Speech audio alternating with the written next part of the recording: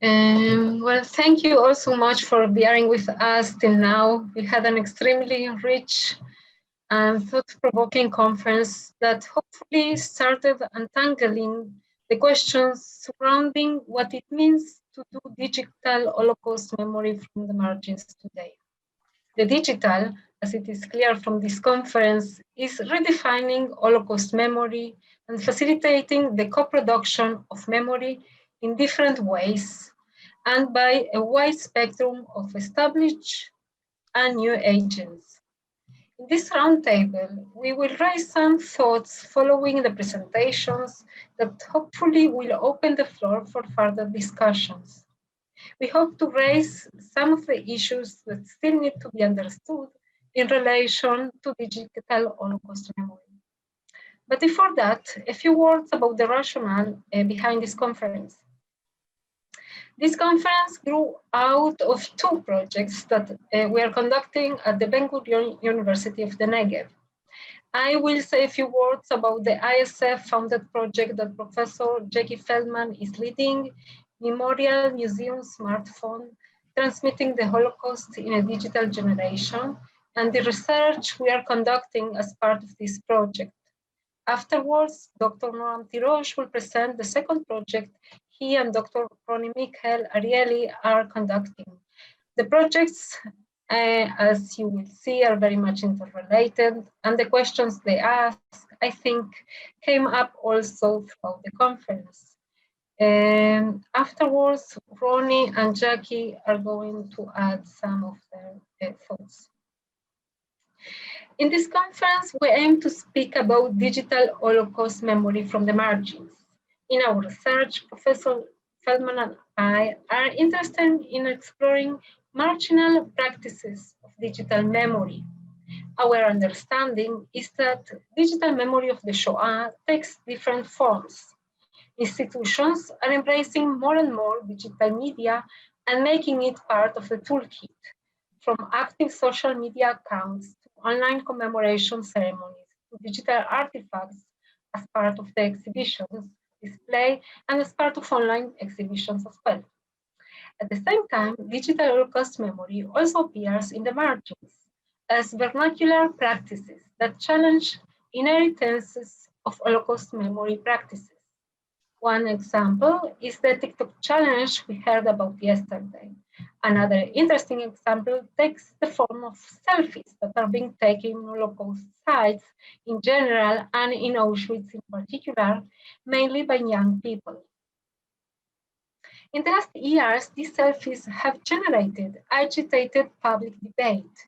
Many see them as hurtful and disrespectful gesture, a violation of the sanctity of the dead. In our research, Professor Feldman and I, we ask why. We ask, first of all, why have selfies at Auschwitz become so popular? And second, why do they provoke such contested reactions? So from the early 80s, what we all know as the era of the witness, we have been trained in remembering through witnesses' testimonies. And it seems that many digital projects, both institutional and vernacular, try to continue this kind of embodiment, TikTok, holograms, selfies. In the case of the selfies at Holocaust memorial sites, we argue that the replacement of the body of the witness by the body of the visitor at the iconic sites reflects continuities with previous memorial practices, as for example, photography in the camps and the taking of souvenirs from visits in memorial sites, as well as ruptures in forms of solidarity and representation in the digital age. So we are interested in seeing the continuation, how selfies are continuing traditions of memory and how they are starting new traditions, maybe, or rupturing the already established traditions. So one of the questions that for me that came to mind, both in the context of our research and the context of the fascinating presentations we have heard, is what role does the body in our practices of memory play? What is the role of the body? Why do we need the body of the witness or an avatar of this body in the form of hologram or a selfie in order to remember? And moreover, what can we learn from new digital embodied practices of Holocaust remembering? I will leave these questions open, and I hope that maybe we can come back to the questions in our discussion. I will now pass the microphone to Noam. Would you like to present the project? Thank you, Norma. I do have a few slides that I want to share with you. Just a moment.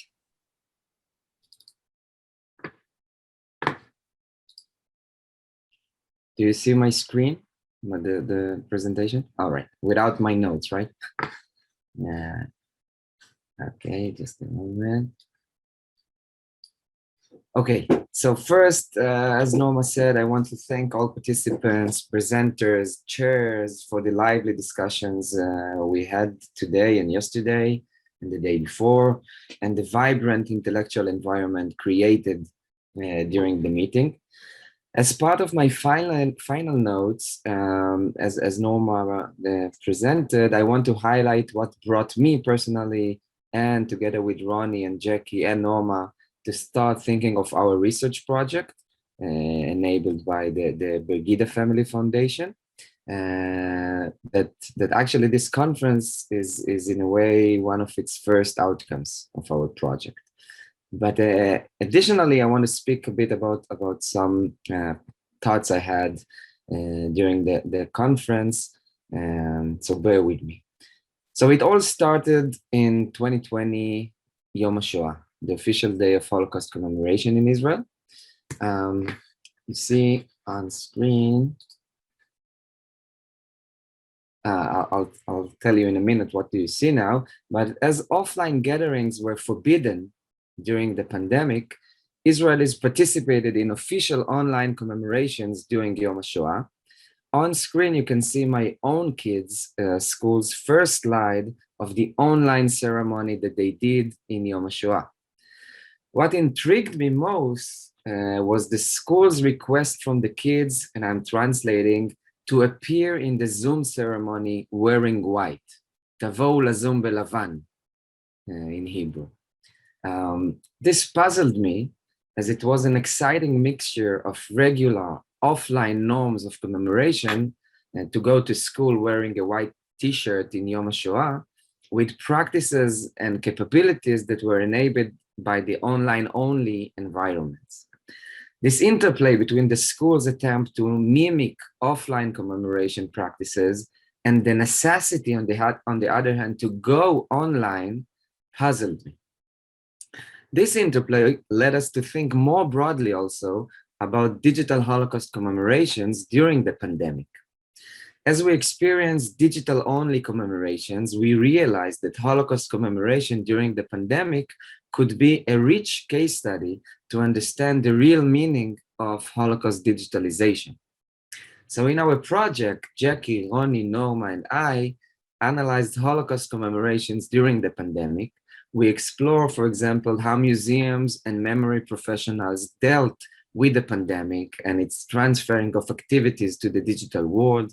And we want to explore how the academic sphere worked through this forced digitalizations, alongside many more questions and issues that we think are important. Importantly, I think, and I want to stress this out, from a perspective that recognizes the importance of what I define as memory justice, we try to understand how memory institutions in the global South dealt with the digitalization of Holocaust memory during the pandemic. We assume, for example, that issues related to the digital divide are crucial when digitalization is a necessity and not a privilege, as was in the case of commemorations during COVID-19. And here I want to go back, I think, to an issue that became central during the 3 days of the conference, and mainly after Victoria Walden's inspiring keynote on the first evening of our meeting.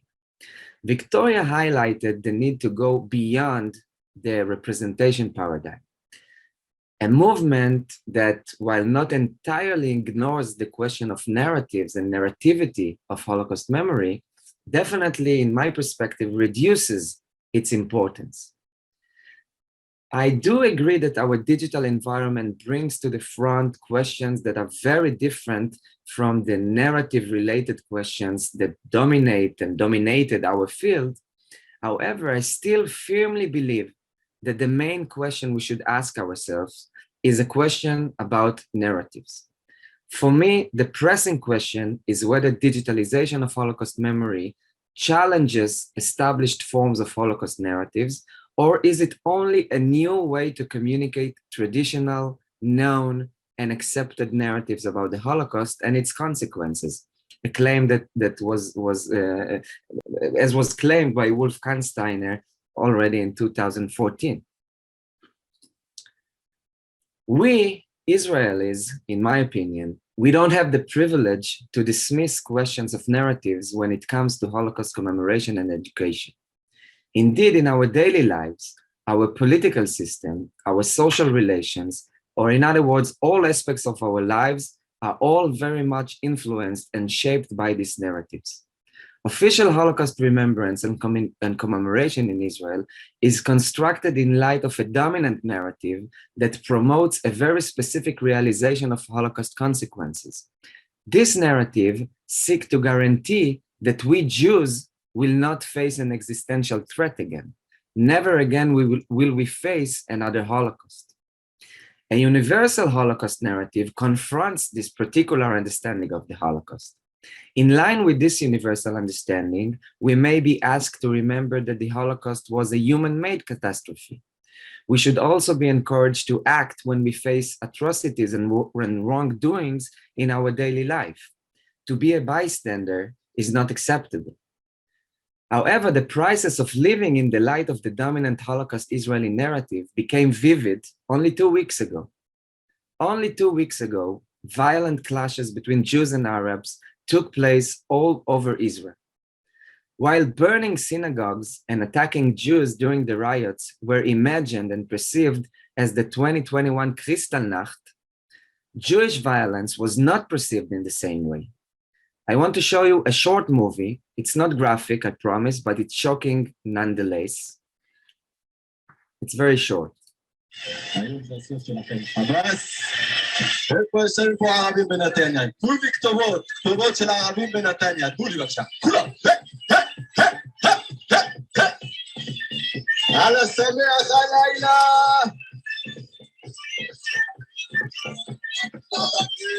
הנה השוטרים מגיעים.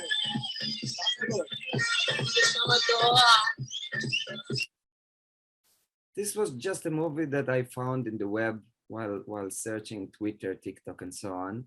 And this driver calls in the microphone, "Today is your last day, Hamas. Where do we have Arabs in Netanya? Give me addresses of Arabs in Netanya. You are going to die today." The music is loud, the crowd is excited, the atmosphere in the street is toxic and sickening.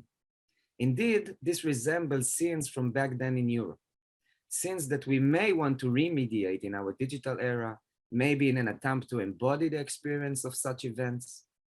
So here is a real life situation that brings forth all that we learn about and teaches about the Holocaust and the social environment that enabled it. Can this be prevented if we were using new media to disseminate an alternative perception about the Holocaust in Israel? Can we really disregard Holocaust-related narratives when such a horror scene was taking place in our streets only 2 weeks ago? I'm not sure. Thank you very much.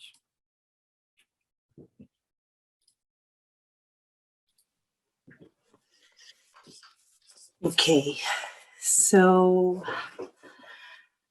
I would like to proceed where my colleague stopped, and it's going to be a challenge after Noam's concluding remarks, but I'll do my best. and share with you my own thoughts from this very illuminating conference. So following the presentation of my two colleagues, which gave you an overview on the projects that this conference stemmed from, I would like to take us back to our decision to focus on the margins and on the marginal aspects of digital Holocaust memory, which unfortunately was not very prominent in most of the presentations yesterday and today. And while Norma shortly addressed the issue of digital marginality, I would like to address the ways in which the digitalization of Holocaust memory is enabling discussions about marginalized Holocaust narratives. I am a cultural historian, so my focus is on the narrative naturally. And a short note on marginal narratives of the Holocaust. To answer the question, why focus on the margins? I would like to start with Edward Schill's definition of center-margin relations that I found useful and productive for our discussion on marginal narratives of the Holocaust. He stated, and I quote, precisely because of their relative invisibility, edges or margins determine the scene and the center of things and stories. They surround and hence locate and bound them and are themselves located and defined in relations to these centers. In recent years, historians of the Holocaust have engaged productively with notions of marginality and periphery in relations to specific episodes or phases of the Holocaust. And we have many examples. I will only give a few. We have Jan Gross and Irena Gross that have conceptualized the third phase of the Holocaust in Polish lands from mid-1942 to the end of 1944 as occurring at the periphery of the main killing sites and the destruction in the ghettos and death camps. Yet it was in this periphery of history where the struggle of Jewish survival and agency was played out most dramatically by the survivors who profoundly shaped Holocaust historiography. Kobi Kabalek also engaged with the concept of the margins when writing on the history and memory of the final stage of the Holocaust. And he argued that the final stage of the Holocaust serves as an edge that helps define the boundaries of the master narrative of the Holocaust. Another aspect of the marginality of Holocaust narratives is a geographical one.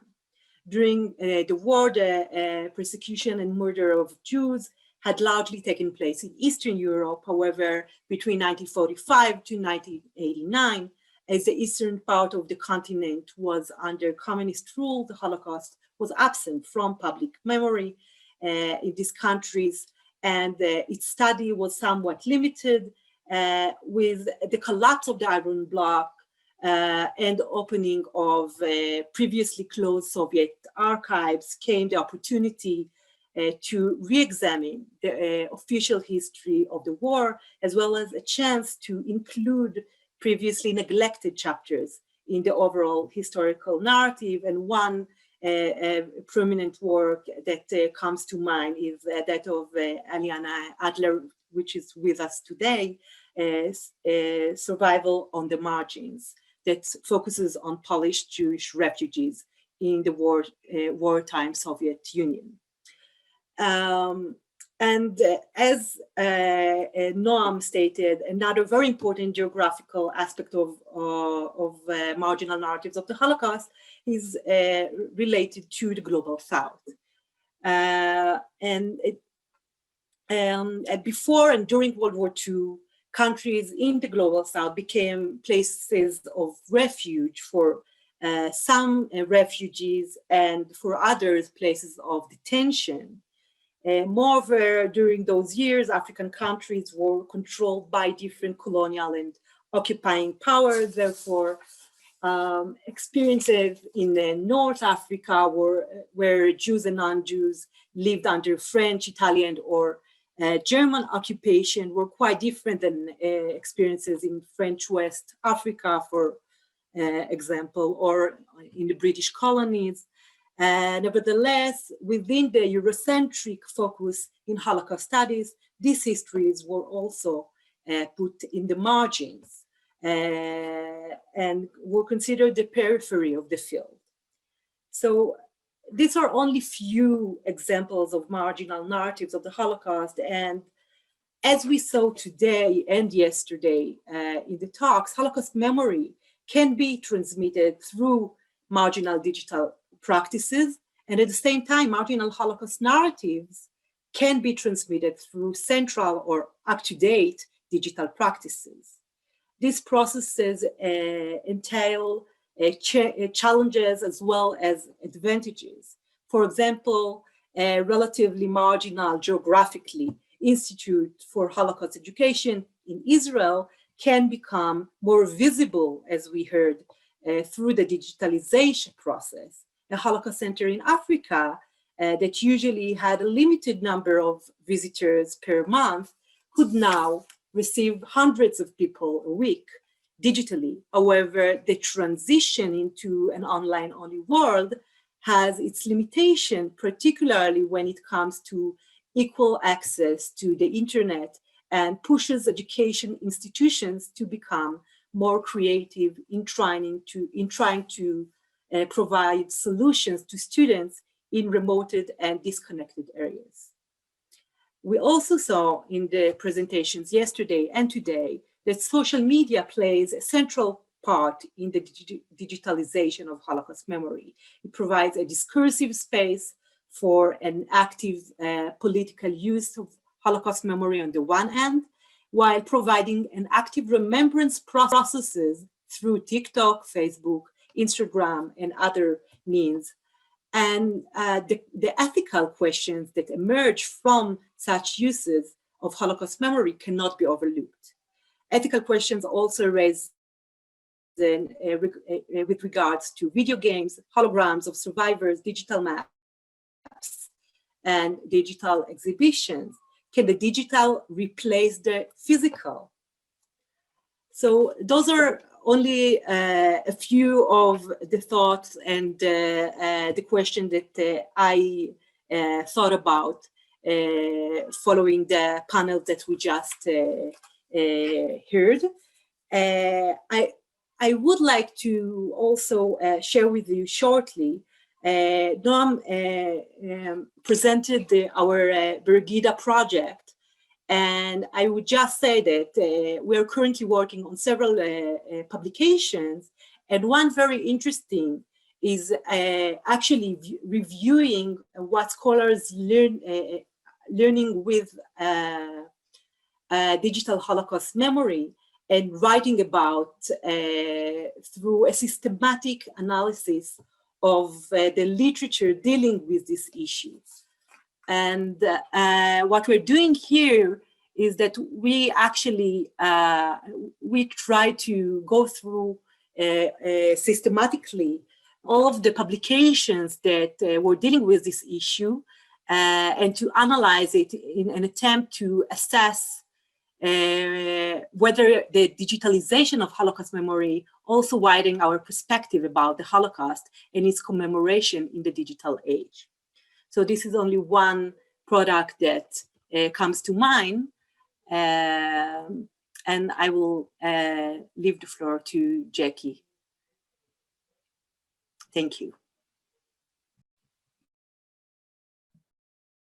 Thank you very much, Roni. It's a little difficult to come after the three speakers that have covered so much of what I'd hoped to say, but let me do this. 2 days ago, maybe perhaps it seems like longer, in Vicky Walden's very comprehensive speech, I thought that she laid out a very wide, very broad map, which covered, or at least overlapped, certainly a majority of the talks that we've heard over the last 2 days. And just going down a kind of keyword list of what I heard and wrote down from Vicky's talk, we have our central concept of entanglement.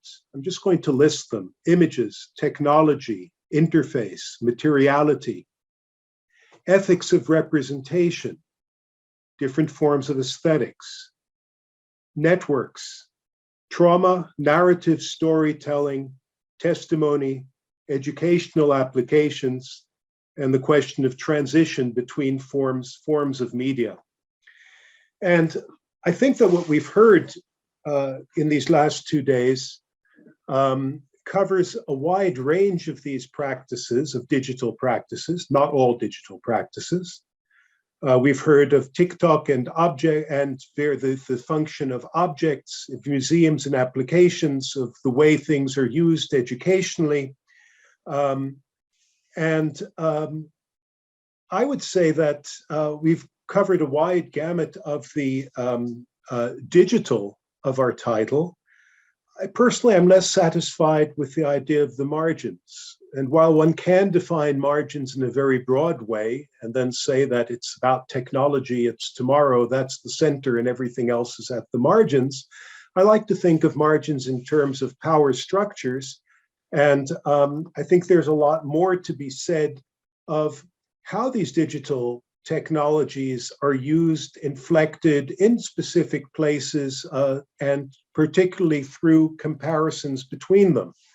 I also lacked a little bit about the ways that Holocaust representations interplay with current politics, although Noam just recently gave one such illustration, and I would love to have us hear more about it.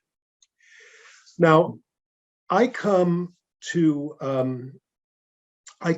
this project in this field from, well, a family interest in the Holocaust, starting with my family who were survivors or escapees, and then continuing already with studies with Elie Wiesel at City College.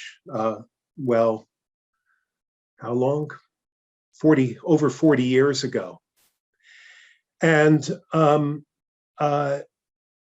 one of the things that I would say that my interest over the years has been very much in the study of ritual and of pilgrimage. I worked for a long time as a tour guide for Christian pilgrims to the Holy Land. And I think a lot about what one's position is, what one's bodily position is in presenting and representing certain narratives, what things are cast onto us by others, and how we react to them. And 2 years ago, we held a conference at Ben-Gurion University, although it seems like 2 centuries ago, with the COVID in between. And Wolf Kannsteiner was one of our guests of honor. And Kannsteiner, as you may know, really sees that, Amit Pinchevsky gave a talk about the changing forms of witnessing.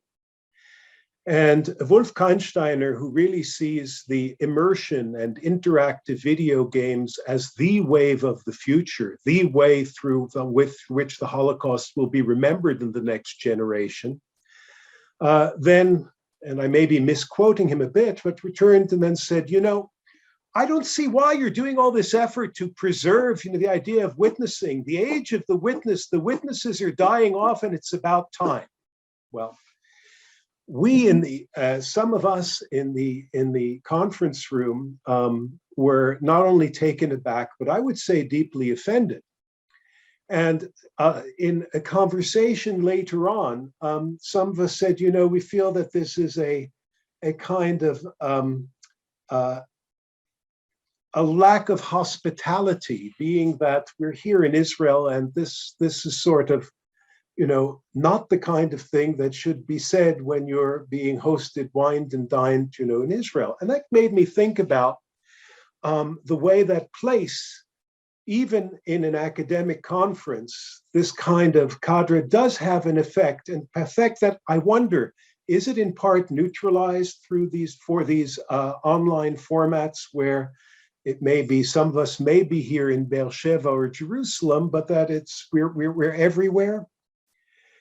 The kinds of things that have occupied me coming from a background in ritual and pilgrimage are the role of place, are the importance of personal contacts in transmitting memory, are the co-presence as a means of expressing social solidarity, the democratization, some would call it anarchization, of memory as a result of video technologies and the fact that the caretakers of memory, the gatekeepers, no longer have control over what comes over the web. There's huge proliferation. And the questions that Amit Pinchevsky and Paul Frosch deal with a good deal, which is, to what extent do changing technologies determine what memory is? And to what extent will digital technologies and digital products like those we've heard about now over the last couple of days change what constitutes memory, what constitutes a public that can remember together or commemorate? And what I hear from the constellation here of many of the talks, and what I hope that talks like this can contribute, is not so much an intensification of the subfields that we work in. My sense is that there's not a lack of contact there, but sometimes a surfeit. And I feel that if I haven't read what's come out in the last 2 months, where we haven't read, we're behind the times, that there's so much coming at us. But the question is, to what extent can we enrich each other through the establishment of a common language between Yizkor, Bicher, and TikTok, between long-term, or between a series of interviews and interactive simulation games?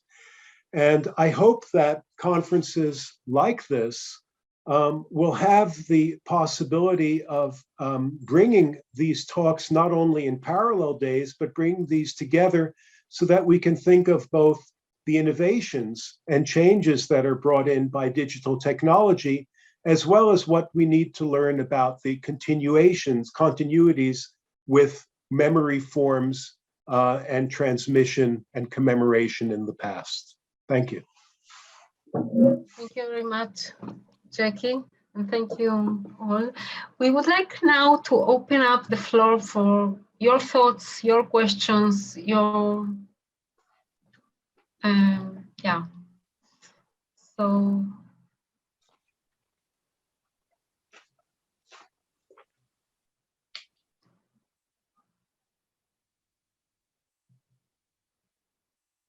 has been a long day. I know we are all very tired. I'd like to ask something. Yes, please, Ilana. Whoever wants to can respond.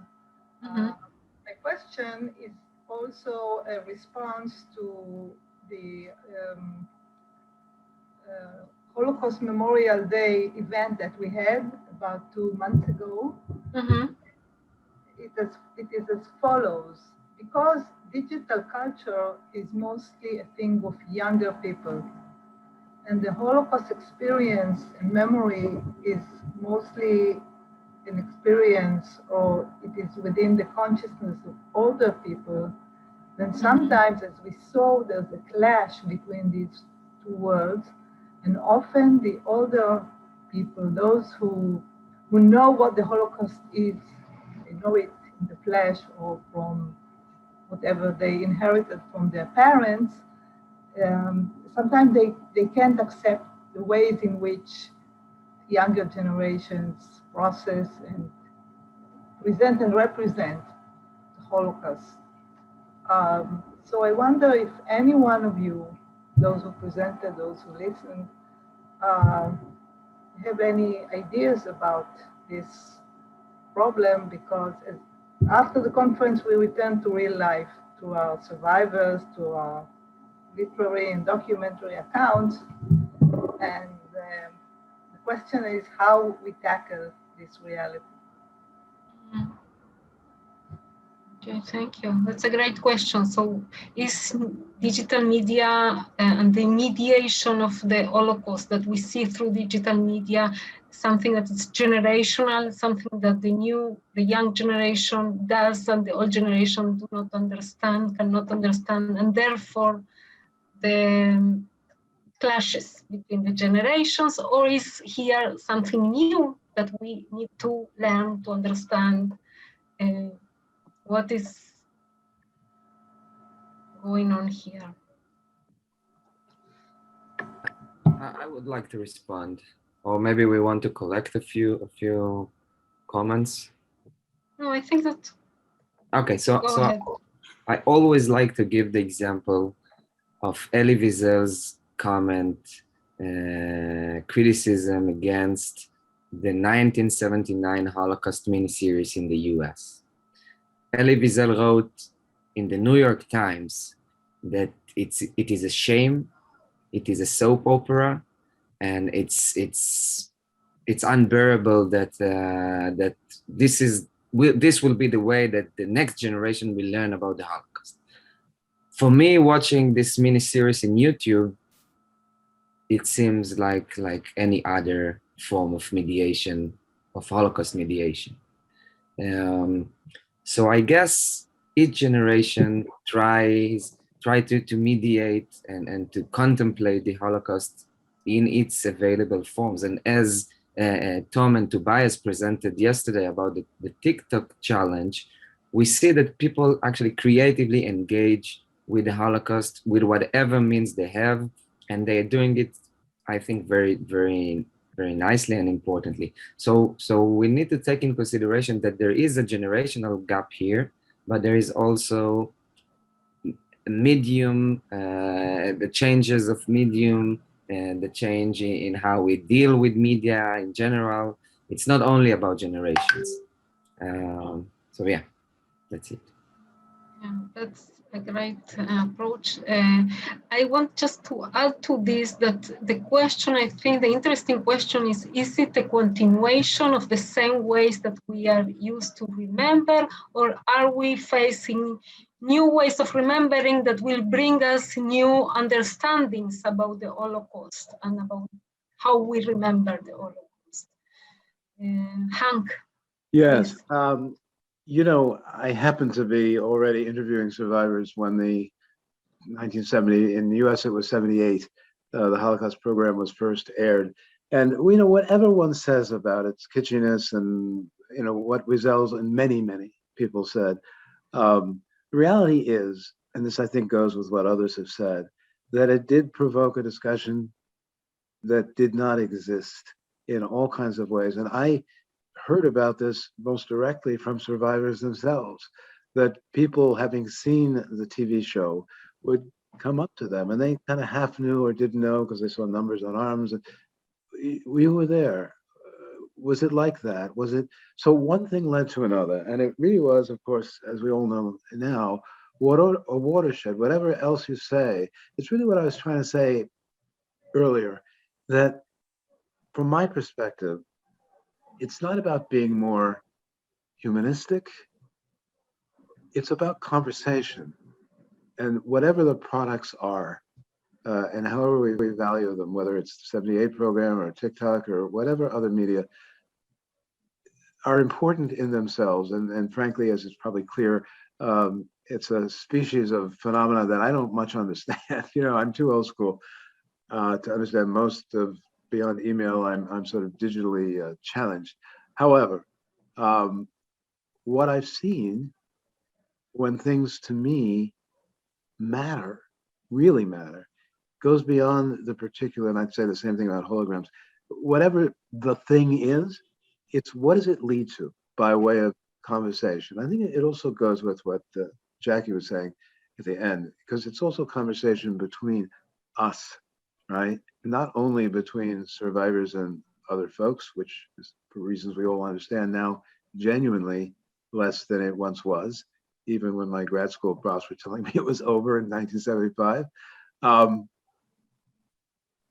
But conversation is, for me, the bottom line. And when I say conversation, I mean deep, engaged, difficult. When I say difficult, I don't mean traumatically oriented, but I mean challenging intellectually, challenging conceptually. We are, all of us, I think, in a system, and here maybe speaking especially from a US perspective, but in this regard, I don't think too different in Israel. Yeah, the world of academia is pretty individualistic. And I don't think we're that great at learning together. As I was saying about survivors, and at least my approach, what it aspires to, I can't say it always gets there, but what it aspired to, which is this process of real learning together, which means a kind of humility, which I wish I had more of. It means a kind of a letting go of one's preconceptions and even convictions up to a point in order to listen well to someone who is coming from one's own view, a kind of a marginal place. It takes work. It takes time, as I said. And so I know now I'm being schmaltzy, but again, that's how I ground personally all of these questions about the worthiness of these products. They're probably, I mean, some of what I heard today about the memorial books and so on, very compelling to me in the trials. At the same time, how they work themselves out in the context of wider conversation remains the ground, that's all I'll say, of most else. Thank you. Relationship. Sorry? Thank you. Tom, I see you raise your hand. Yeah, so I just wanted to address the participation of Generation Z into this digital representation of the Holocaust. Usually, my reference is my niece, which is Generation Z, and so many times when I spoke with her about how she understands and what she knows about this, it's usually she always gets bored when I speak with her about Holocaust and about the past in this way. And when speaking with TikTokers, which are Generation Z, and it doesn't matter if they are let's say a legitimate representatives of Holocaust families, or they're not necessarily even Jews, but in general, Holocaust is something that they are not really engaged with. They don't really. Some interviewees said, no one tells us that we're supposed to even care about the Holocaust. I mean, we're not being taught to remember, specifically because it is crucial that we'll do that. We're just seeing people doing that, and we understand it's a thing, but they are not really educated in school. So something in the education system also kind of like in a very automatic way teaches this generation to remember, but doesn't really put the effort about creating in very engaging ways to do that. So I think that some representative of this generation finds their own unique voice to do that. Again, it's being motivated by the culture of likes and shares and comments and traffic and engagement. Because when the Holocaust Challenge on TikTok started, it was just like a cool thing to do. So some of them really represented a unique voice and very empathic voice that understand that there is human suffering in this process. So, but there are thousands of videos. So basically, it means that a big amount of users, of Zoomers, did it because it's just a trend to do that. So it is a very complex situation, because for my niece, survivors are no longer a relevant figure. She is and she will not be very exposed to survivors, and her daughter will not even have anything that has to do with memory, but only past memory and only prosthetic memories that will be remediated with all kind of digital remediations. So I think it's kind of it's a must to find ways also to accept those kind of remediations of the young generation, because I think that here in our discussions, we can be critical about that, but it happens without our control. It just happens, you know. We have so many examples of young generation that utilize the narrative of the Holocaust for the sake of remembrance or for the sake of likes. So we need to learn to accept this tension and to understand that it's the generational need and it's a generational outcome. And I think that in the academy, we need to know how to spot it, observe it, and also to try and to kind of like co-create together with it, and to think how to put effort about the educational aspect of that. So I hope I'm clear, but this is kind of my experiences with Generation Z, trying to bring the voice of those. Thank you, Tom. I see that Kali is raising her hand, and also Paul has a comment, but I want before that to challenge a bit this kind of generational gap that we are very used to speak about when we speak about media and digital media and social media. And I want to go back to Noam's presentation, in which he showed how it's not only young people that have to learn from the Holocaust, but apparently the old generations haven't learned enough about the Holocaust, or we do have things to learn that are not completely connected to like the young generation. We are used to say that the young generation don't learn enough about the Holocaust and that they don't know enough about the Holocaust. But as we can see, also all generations don't know enough or haven't learned enough about the Holocaust. Then my question is, it's very easy to speak about the young generations of knowing them enough. But I think that the challenging issue is what Noam brought up, is how to teach ourselves, our generation, or even other generations that haven't learned enough about the Holocaust. How to address this gap in learning, that it's not only connected to young people that don't want to learn or don't learn enough, but a different kind of learning, like taking responsibility for the learning of our generation before we put the responsibility in the younger generation. That's my, trying to shift the question a bit. So Kali and then Paul. So Norma, thank you. I want to reflect on what you said, what Noam said, and what Roni said, and try to make some connections through actually the global South, or at least Africa and South Africa.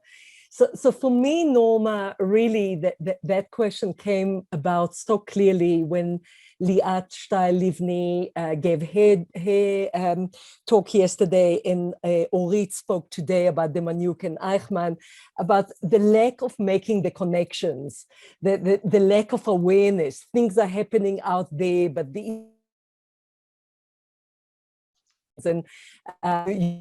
show that film, it's exactly that, just there is no connections. So there is history, things happening, but no one is asking the questions, the difficult questions. No one is making the connection.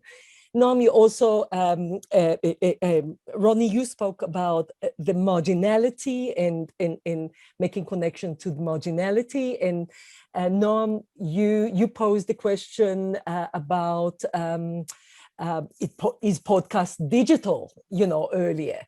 And I want to make a connection to the global South. So we have an opportunity. The Holocaust is compulsory in all the schools of South Africa.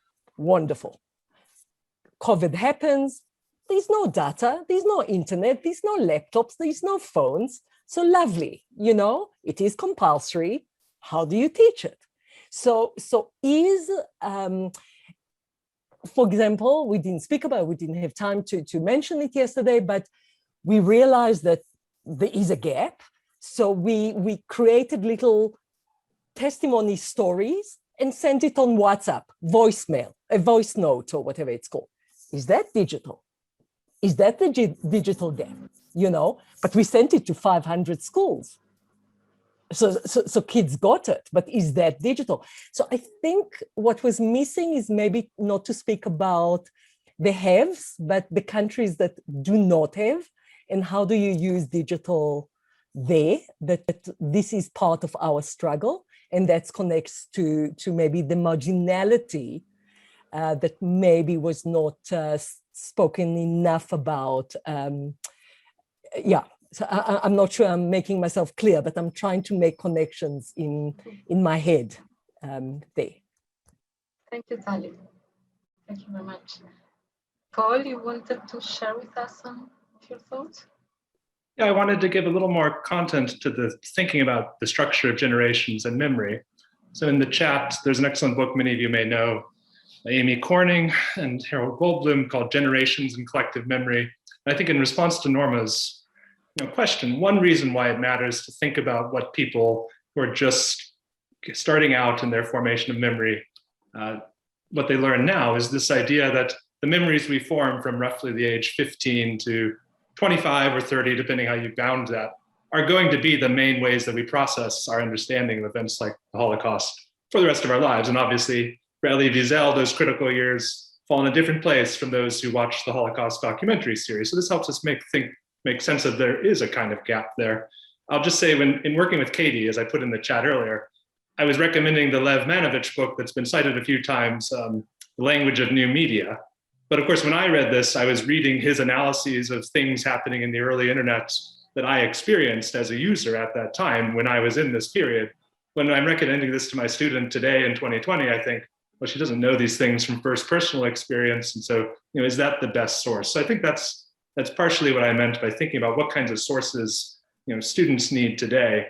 Watching 3 hours, 4 hours of testimony, that's still a very necessary process, but it's probably very different for someone who's used to watching 1 or 2 minute video clips than it was, even for me when I was doing my research here.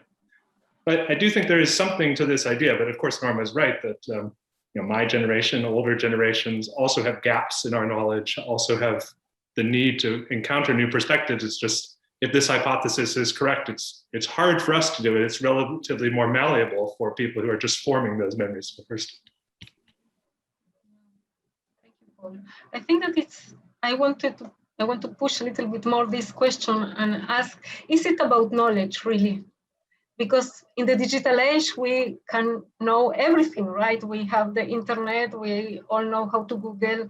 Is it about knowledge, the gap in maybe it's about understanding and not about knowledge. Hannah Arendt speaks about the gap between knowing and understanding, and she says we can know things without understanding them. And I think that maybe we should think about how we understand the Holocaust memory, not only what we know about it, but what we do with this knowledge, or how to understand it now and today. Can I just briefly say something that came up in my conversations with Katie about knowledge? We were talking about TikTok particularly, but it applies to other platforms where people are trying to go viral. And my background is in philosophy, so I think of things in terms of epistemology. And we were saying, going viral is not at all a sort of truth-tracking, reliable method for people to acquire information about any topic, but the Holocaust in particular. And it does seem like that is a troubling feature of most digital technologies, that there's no obvious necessary connection between something being seen by many people on a platform and actually having reliable knowledge. This came up in Victoria's talk a bit when she was talking about the non-fungible token process to make sure that certain things are actually the originals. But I think that applies to a lot of the work that we've seen here. Yeah. Mm-hmm. So I think that there are different levels. There is a level of, let's say, knowing that it's there. There is a level of knowing facts or knowing things about the Holocaust, having knowledge about what happened. And there is another level that I think, again, that Noam pointed to it, is about understanding what does this knowledge do to us today, or how can we use this knowledge now today? And I think that maybe this is where we need to start our next conference, maybe.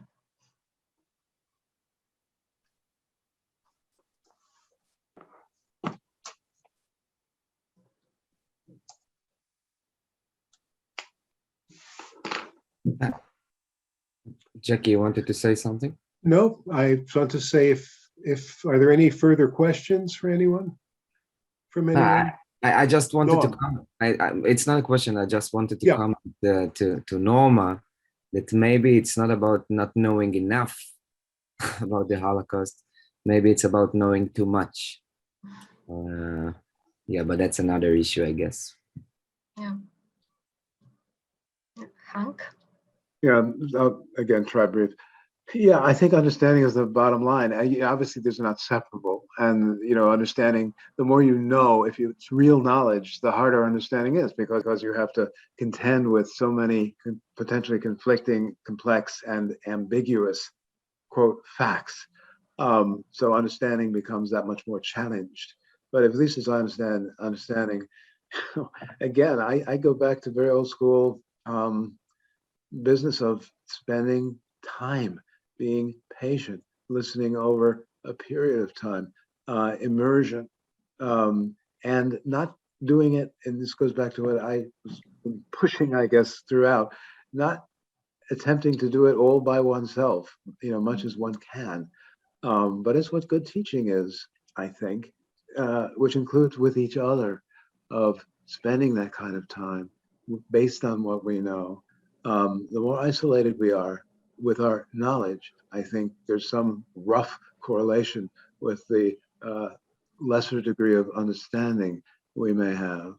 Communication, again, and conversation and relationship, which is really the bottom line here for me, is facilitative of what I think we mean by understanding. It goes beyond pieces of knowledge. Amen. Thank you very much. Okay.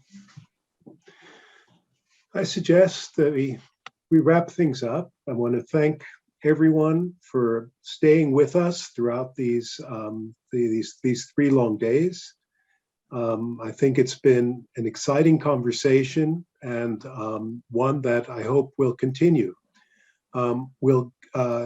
I want to thank again Noam and Norma and Roni, and of course Azri, for making this happen.